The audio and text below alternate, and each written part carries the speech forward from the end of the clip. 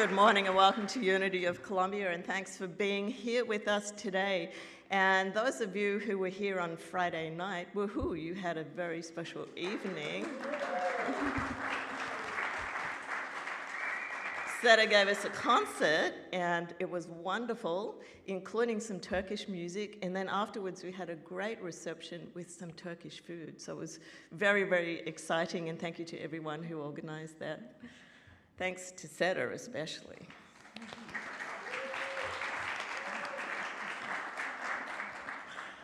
Well, Paul said in his letter to the Corinthians, although I have the gift of prophecy and all knowledge, if I do not have the gift of charity, I am nothing.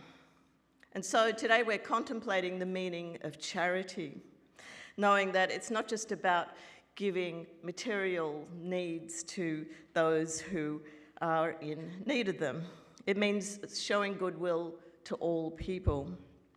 And so may you be blessed with generosity of spirit, which includes charity, humility, forgiveness, non-judgment, kindness and compassion, flexibility, and the ability to see the potential in all people. And so just say gently to yourself today, I am blessed with generosity of spirit.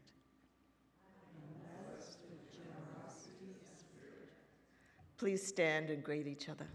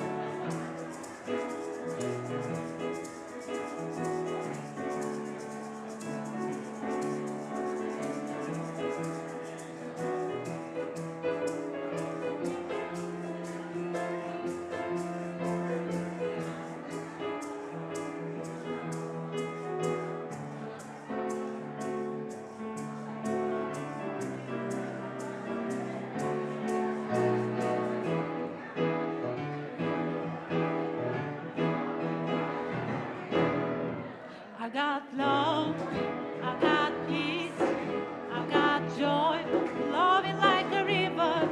I got love, I got peace, I got joy, loving like a river. One heart, one mind, one love, loving like a river. I got hope, I got strength, I got faith to move every mountain. I've got youth, I got strength, I've got faith to move every mountain. One heart, one mind, one more to move every mountain.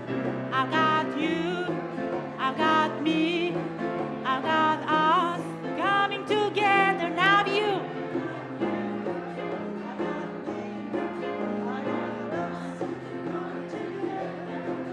One heart, one love, we're coming together again. I got you, I got me, I got us coming together. Now you.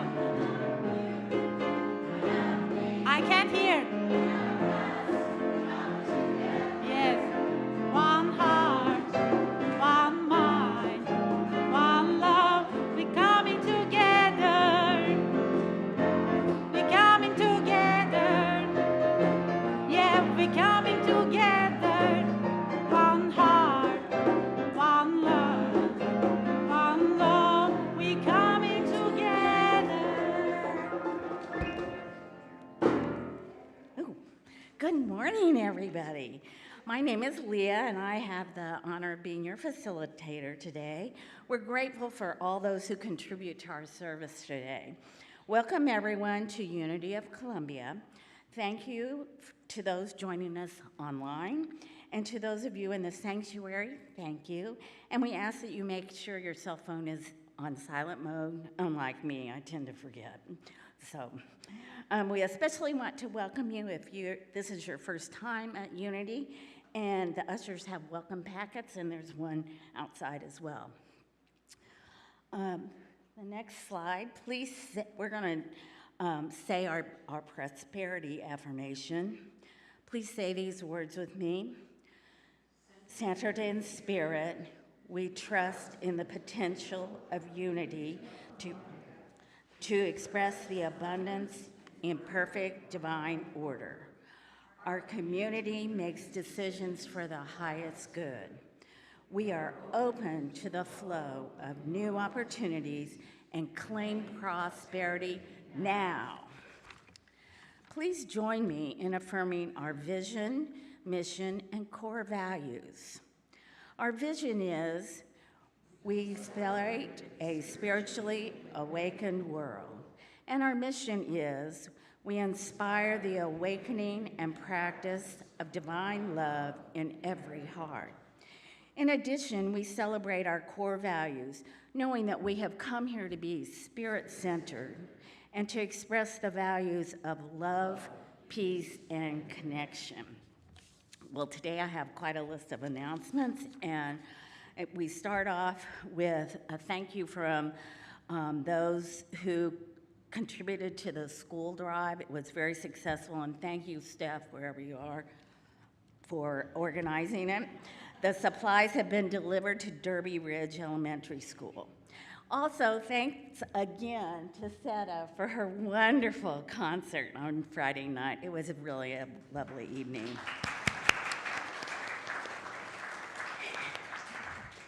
Okay, the Miles for Ministry fundraiser has ended. And a big thank you to Reverend Dr. Kristen Cherry for giving her sponsorship to the church, and to all of you for supporting this fundraiser. It raised $2,670 for Unity. Yay. Now, as a special reminder that our Texas barbecue is coming up this next Sunday, August 10th. A restaurant quality meal will be served, and you are required to purchase a ticket in advance. There are just about 20 tickets left, so don't wait until next week. You might miss out. You can buy your tickets today from Kathy, and she was holding them up. She's one of our chaplains today. Or you can go online. A portion of the profit will be going to the Texas flood relief. And then today, run out at 11 after the service and get a quick drink, and then we're going to have our listening circle here in the sanctuary at 11:15. We ask all of those that you can to attend. And today, our daily word is read by Julie. Thank goodness.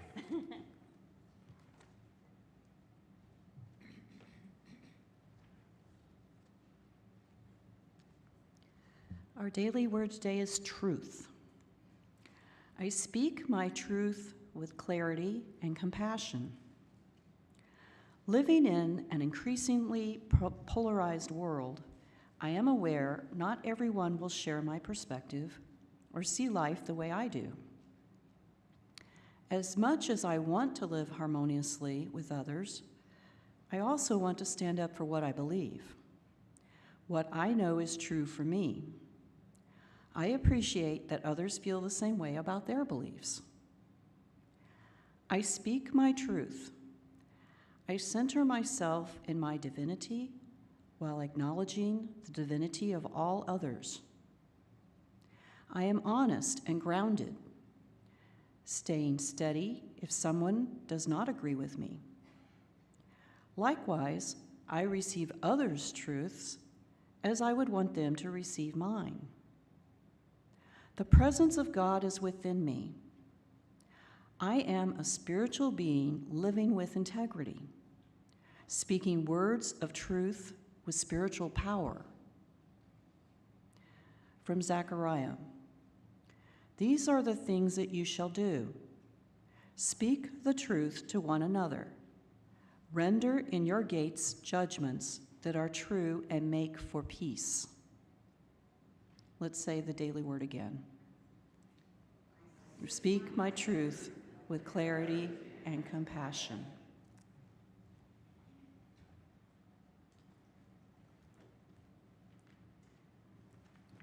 Thank you, Julie. The prayer box is a symbol of blessing today. Carol's holding it. In prayer, we expand our awareness, knowing that we are expressions of God. Please open our minds to receive an abundance of all that is necessary to fulfill our soul's purpose. We now hold others in prayer. Please speak your loved one's name aloud so that we can collectively hold space.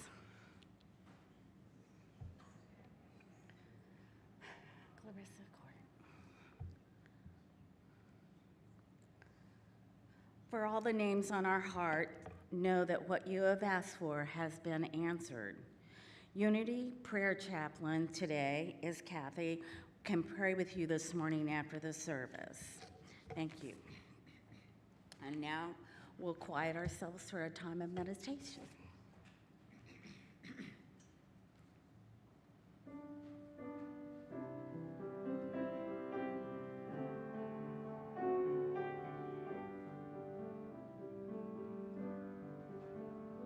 When peace like a river attended my way, when sorrows like sea billows roll, whatever my Lord you have taught me to say, it is well with my soul. It is well with my soul.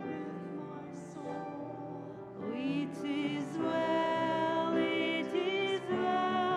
with my soul. And Lord, it's for thee, for the coming we wait.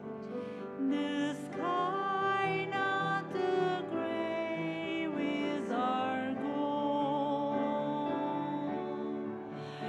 Trumpet of the angel, a voice of the Lord, blessed hope, blessed rest of my soul. It is well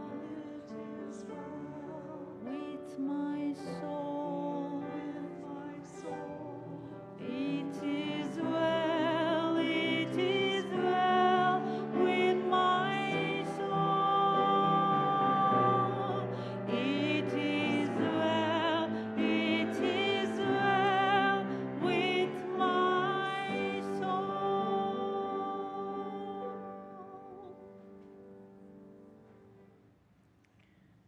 Take a moment, allow your chair to fully support you. Close your eyes or cast your gaze if you feel comfortable. Peace in the presence. Be still and know that I am God. Psalm 46:10.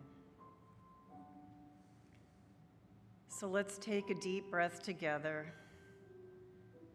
Gently exhale. Once more, breathing in fully and letting go. Allow your body to soften and relax. Drop your shoulders from your ears down.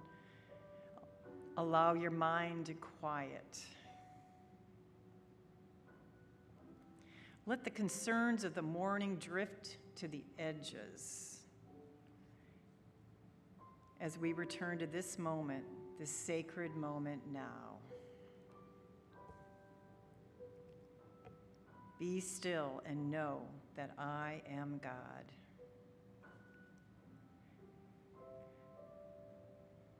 We hear these words not only with our minds, but with the deep inner wisdom of our hearts. Be still.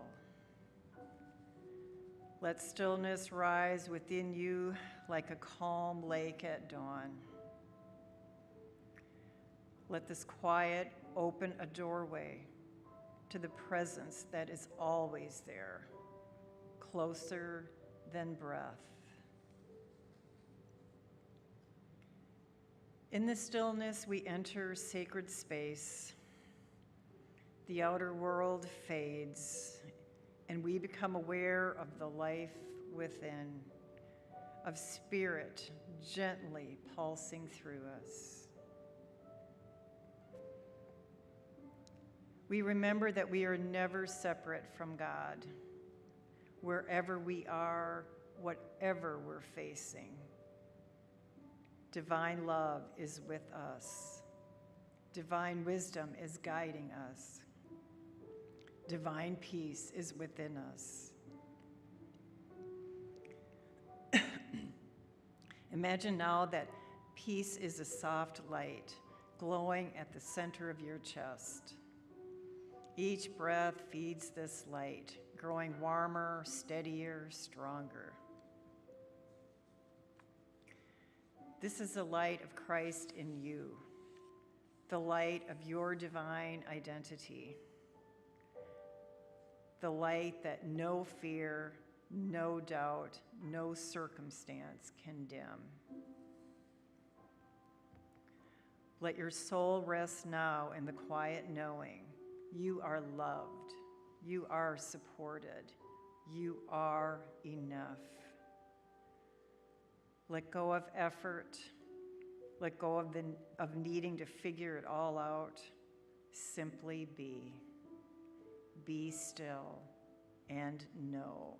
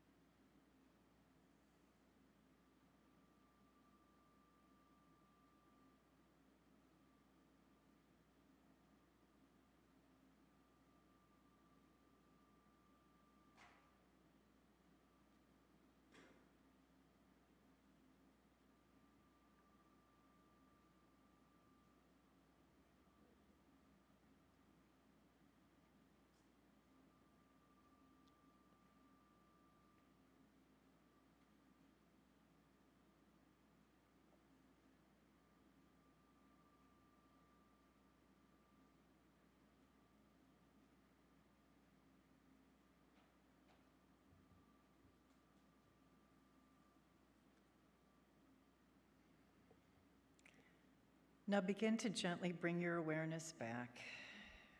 Feel the chair beneath you, the room around you, and know this: the peace you touched in the silence goes with you.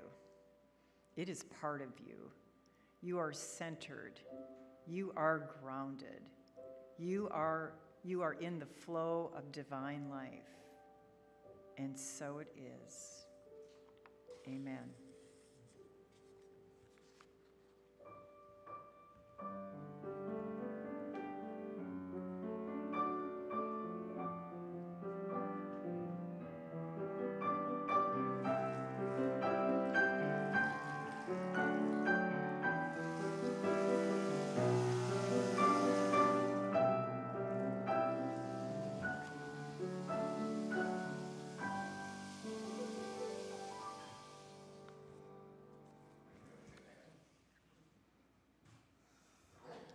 We the people, and we know what this is from, the United States Constitution, the very first 3 words.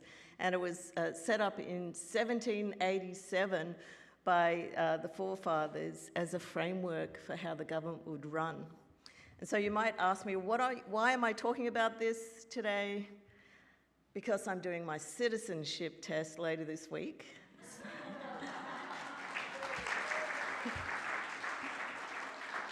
And so I've been studying some of these great documents, and we're going to take a look at this one.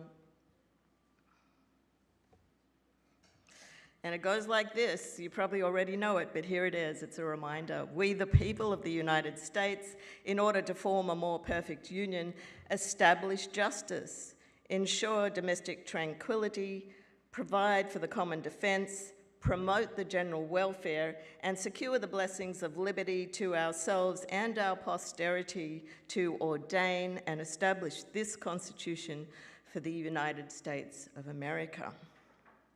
And so I just love the first three words, we the people. Can you feel the power in that? We the people. Say that with me. We the people. And it does, it affirms a kind of authority that the power is in the people. Isn't that right? It's not in the king, it's not in the government, it's in the people.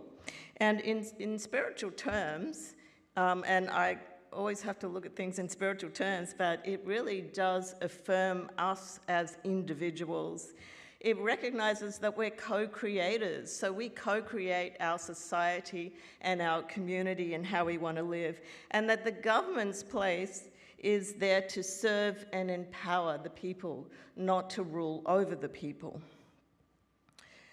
So this next section says, in order to form a more perfect union.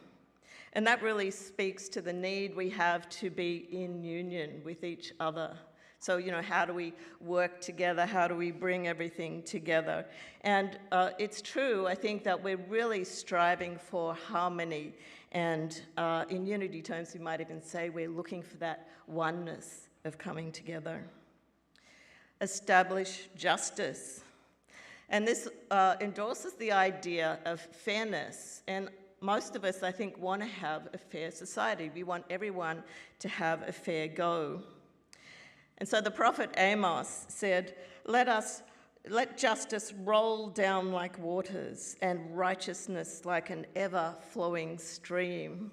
And, the prophets use this very poetic language. You can get that sense of movement in there, that when we're in a just place, it just kind of rolls down easily.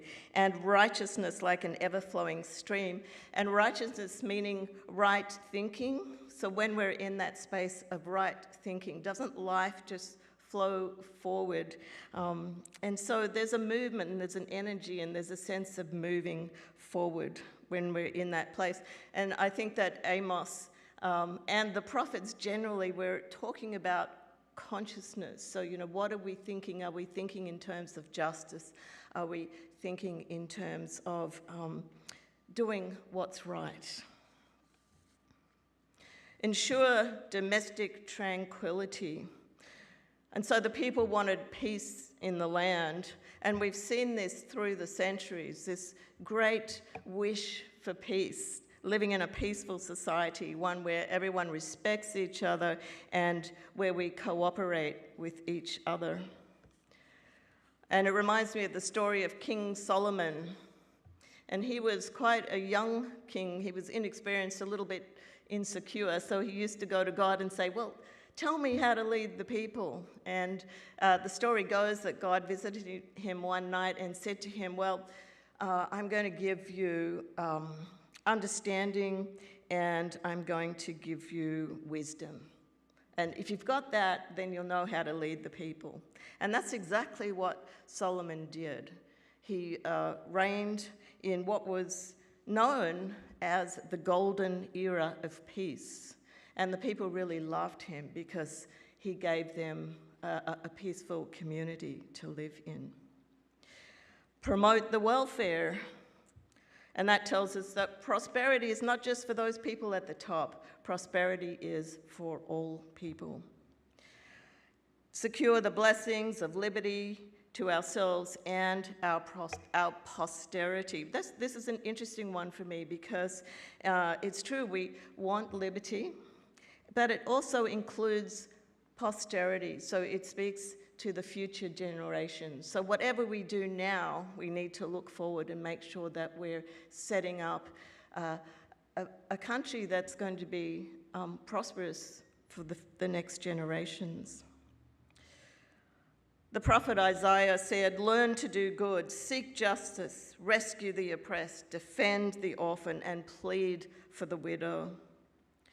And I love the prophets. They were the spokesmen for the people. They really knew how the people suffered, and they knew what the people wanted too, that they wanted to have freedom, they wanted to have liberty, and the prophets were really compassionate towards that kind of suffering that they were feeling. And then the final words of the document speak of ordain and establish this Constitution. Really interesting to me. Ordain. What does ordain mean? It means to speak with sacred authority.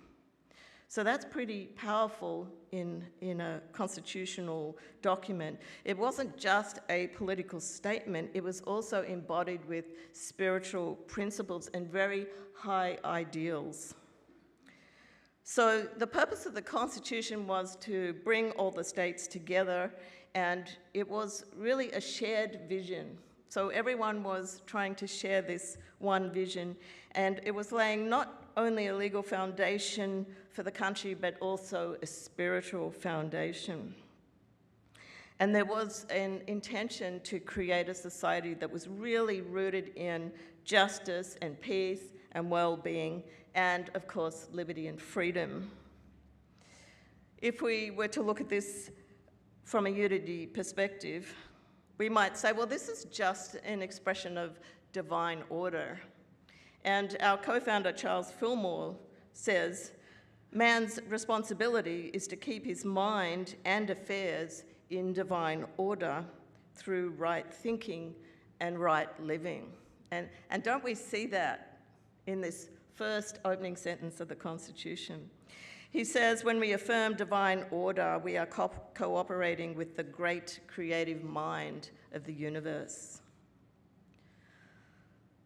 And so in a nutshell, I'd say the Constitution is really like a sacred agreement. And it was built on a framework that established not only how the government functioned, but it affirmed the rights of the people and their ultimate right to have freedom. Prior to the Constitution being drafted, there was a document called the Declaration of Independence. I'm sure you know all this stuff. But it served a completely different purpose. It was really a declaration of freedom from British rule. And the Americans wanted to be free from the rule of King George III. And it opens with these words: when in the course of human events it becomes necessary for one person to dissolve the political bands which have connected them with another. So this is interesting because what it's really saying is to have freedom, sometimes we have to break the ties. It's a bit like a divorce. You know, to have freedom in a relationship, we might have to separate from the person. In unity, we might say, well, to have freedom, we might have to separate from our restrictive ideas. Maybe we have to look at something in a different way or to see something differently. And there's great freedom in that, wouldn't you agree? Yeah. So, and the last part of this declaration, we hold these truths to be self-evident, that all men are created equal. Well, that's a really great ideal. Is it true in practice? But if we speak in spiritual terms, we would say, well, it is true because everyone has that divine spark in them. And when we say namaste, what does that say? That I honor the spirit in you. So in truth, it is true. In practice out there in the world, is it true? I'm not so sure, but it is a great ideal to have. And so this document speaks of life, liberty, and the pursuit of happiness. You will have heard that catchy phrase before. And it's really about the government's role in protecting those rights. So it was a declaration of freedom. It recognized the divine presence within each of us and the urge that we have for liberty and freedom and for happiness. So about 3 or 4 years after the Constitution was drafted, there were 10 amendments made, which we call, very good, you're so good, the Bill of Rights, exactly. And they include a whole heap of things, including the right to bear arms in a militia, the right to a fair trial, protection from cruel punishment, and freedom of religion, speech, and the press. And so we're here today because of these amendments. Freedom of religion, you can choose to be here at Unity, or you could choose to be somewhere else on Sunday morning. And so we know that in some countries that is not an option. You go where you're told to go, you practice the religion you're told to practice. So the Bill of Rights was important because it gave even more rights to the individual. And so we, the people, and I love that phrase, let's say once more together, we the people. It's really a powerful expression of the Spirit in each one of you. And I think that Jefferson's writing is very inspired. He really had a great sense of the human being, the need for freedom and power and potential and possibilities. And so it wasn't just political, it was really a set of spiritual statements. And that spirit in each of us that just refuses to be ruled by anything that is not good and true and just. Charles Fillmore said that freedom is a state of being without thought of restraint, bondage, limitation, or repression. We can never know the full meaning of freedom until we abide in the Christ consciousness. Let's say, I abide in the Christ consciousness. Let's say that together. I abide in the Christ consciousness. And there's a lovely feel about being in that space. I abide in Christ consciousness. In John 8, it says, if therefore the Son shall make you free, you shall be free indeed. There can be no perfect expression without perfect freedom of will. And so in Genesis 11 is the story of the Tower of Babel, which is really a story about humanity. And the people want to be more spiritual or more godlike. They decide together to build a very tall tower that will reach up to the heavens. And, you know, they're united in that decision, and we know they are because in the scriptures it says they speak the same language. And then something happens, the story goes on, and then it says, God confuses their language. Well, I think that's just another way of saying they began to disagree with each other. And then they no longer understood each other because they were speaking different languages. And so they end up abandoning the whole project, and then they go off in their separate ways. But it's an interesting story because it symbolizes the use or the misuse of the creative power. And we know when we work together, when we're united, there is a great power in that. And we don't always fully recognize our creative power. We don't always fully keep in mind of the power when we work together. Jesus said, the meek shall inherit the earth. Now this scripture, I feel, is often misinterpreted. What does it mean to me? I think it means the people shall inherit the earth. And, you know, sometimes we might feel a little powerless. Maybe you felt that from time to time. Some people don't get that inner sense of power that we might here get quite strongly. But that's where the power is. It's in the people. It's not in the king, it's not in the government, it's not out there, it's in each one of you. And so we have the power to vote, we have the power to choose, In this community, we have meetings. We have the power to make decisions. We have the power to choose our future. And so when I look at the Constitution, I ask myself, well, what would Jesus think of the Constitution?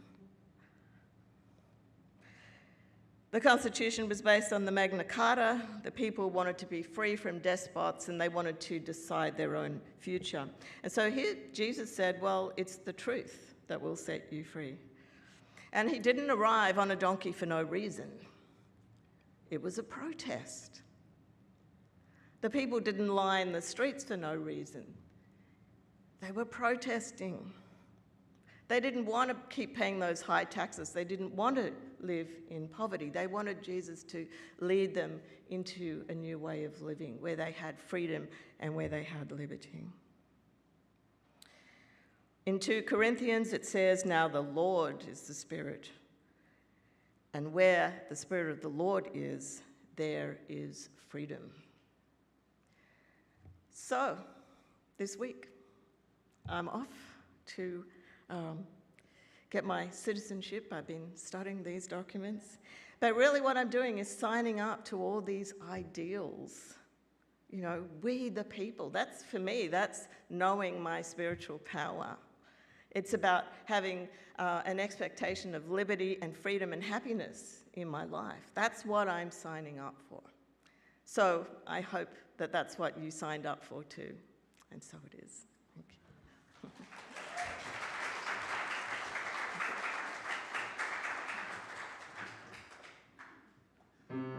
Please stand.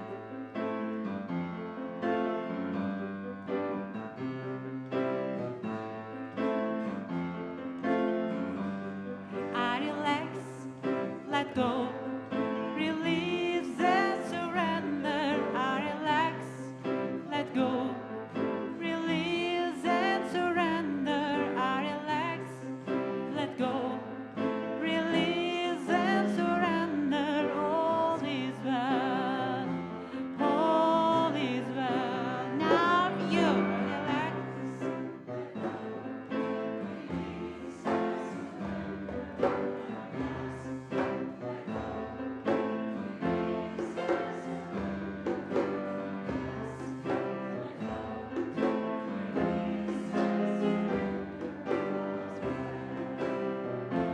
All is well, and every day I affirm and pray how I'm blessed with everything I have.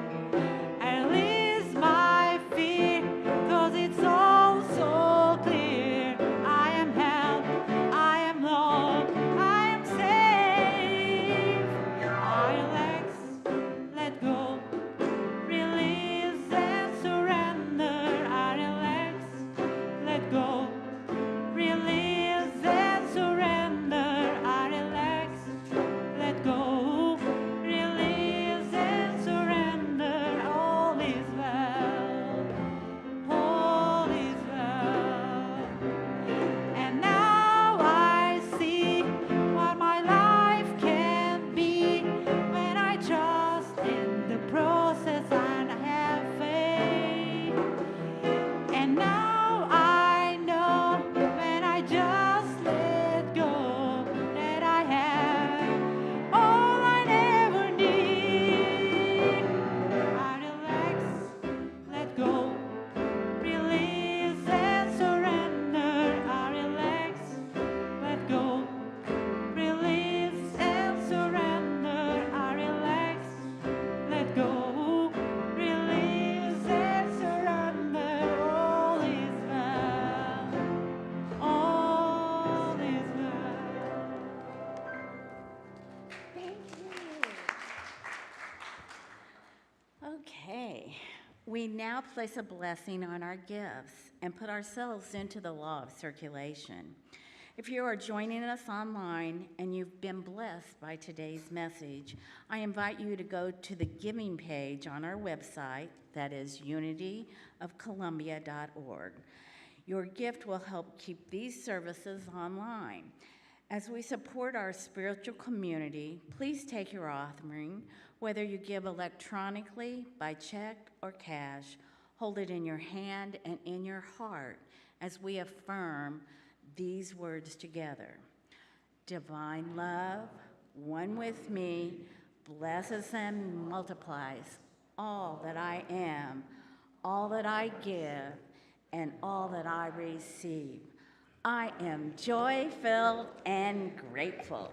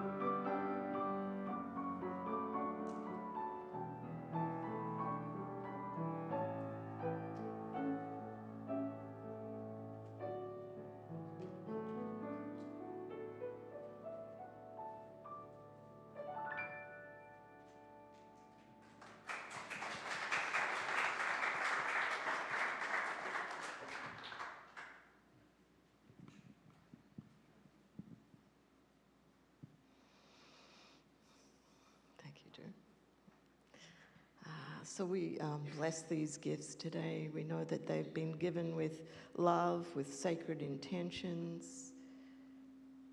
We give thanks for divine order, knowing that our gifts are received as symbols of our blessings, those that we've received and those that we are yet to receive. We say thank you for these gifts given freely and with love to do the work of Spirit through unity of Columbia. And so it is, and we say together, Amen. And let's welcome in the children. This little light of mine, I'm gonna let it shine. This little light of mine, I'm gonna let it shine.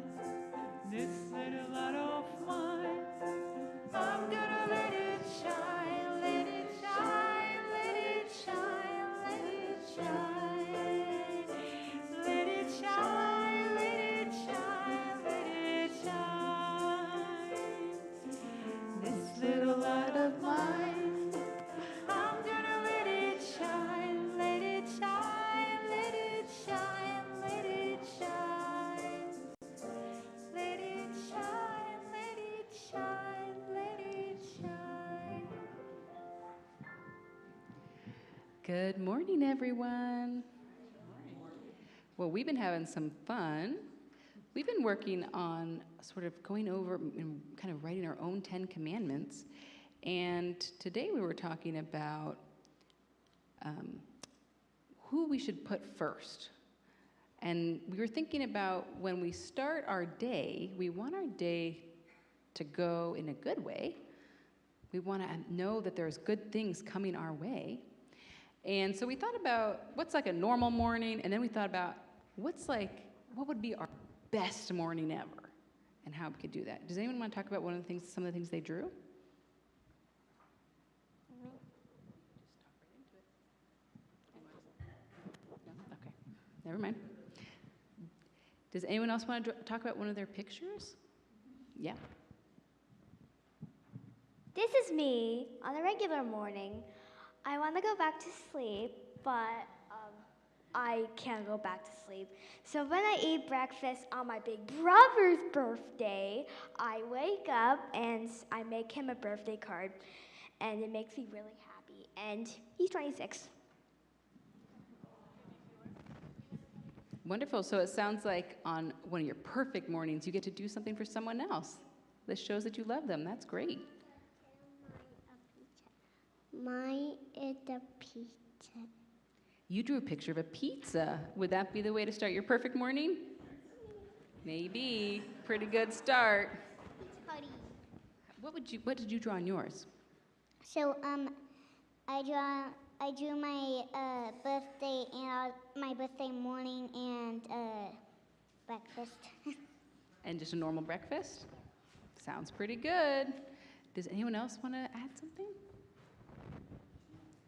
We're good? Okay. Well, so that... My Yeah. It can be hard talking in front of everybody here. But anyway, so we... Oh. Mine is when it is Christmas time, and then I wake up, and then I see some presents by the Christmas tree. That's a pretty special morning. Okay, wonderful. Well, we're going to bless our children. We love you, we bless you, we appreciate you, and hold the Christ you are.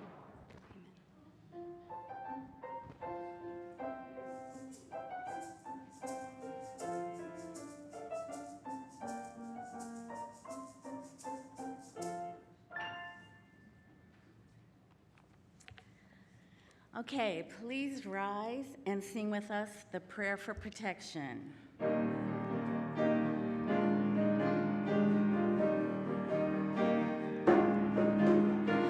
God is here, the light of God surrounds us.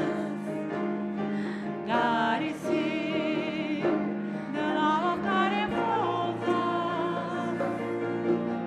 The power of God protects us.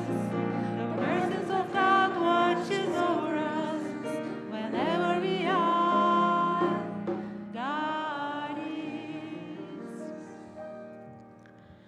As you move into your week, I invite you to show up in the world as you were wonderfully and beautifully made in joy and pure love. Wherever you are, God is, along with your generous self, we the people. We're going to Oh, sorry. go. Sorry.